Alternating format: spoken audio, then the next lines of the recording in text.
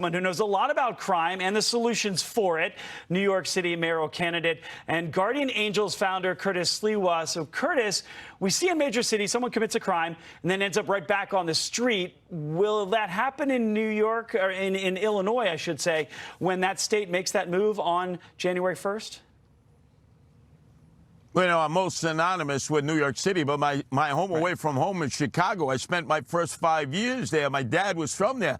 But I've also been to Springfield and Aurora and Peoria and Joliet and Rockford, and those are secondary cities. But they're going to be devastated, and what you're going to see is a continued exodus out of the land of Lincoln, out of Illinois, south of the border to Florida, Georgia, Texas, Tennessee, South Carolina, North Carolina, where you have the Second Amendment, where people can defend themselves, because they're not permitted to do that in Illinois. This just gives the criminals who are already committing enormous crime in Illinois, especially Chi-Town, the murder and crime capital of America, more of a license to steal and not at all helping the people.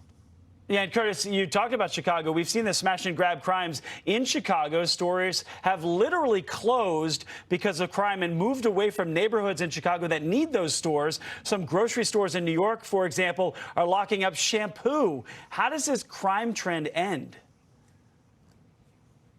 Well, it's a non-contact sport in Illinois and New York. That means years ago, if you tried to loot or shoplift or boost products, you'd have to deal with a cop who had a nightstick to give you a wooden shampoo, and if necessary, a pump shotgun, because if you looted, they'd shoot. Now, they won't do any of that. That's why we look towards Florida, DeSantis, right? That's a strong governor. That's not only Freedom Land, but remember when Hurricane Ida was coming in, he warned all potential looters, if you loot, we shoot. We're a Second Amendment state. That's the difference between the northern states and the southern states, and it's obvious in the crime stats and in the exodus that continues to take place of citizens in New York and Illinois south of the border. So, Curtis, I want to switch gears here a little and go upstate.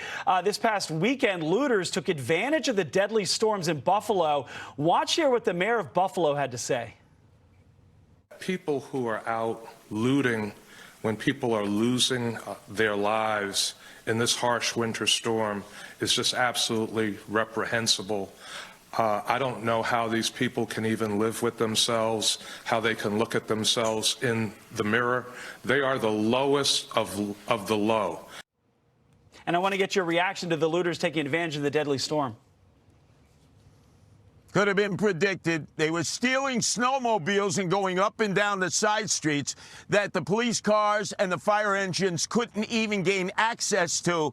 I blame Governor Hochul on this. They knew come Thursday that that storm was going to hit them solidly Friday at 12 noon. And with that, there could be potential looting and shooting.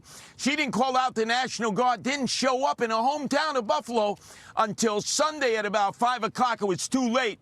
All you saw is on one side of the street, emergency service crews were extricating people who had perished in the snow and the ice and the cold of their homes. And on the other side, you saw guys who had hit the liquor stores, the jewelry stores, the sneaker stores, and even the Family Dollar store. Now, how low can it go? You're looting the Family Dollar store. And notice, no ramifications. The mayor said it was a bad thing they did.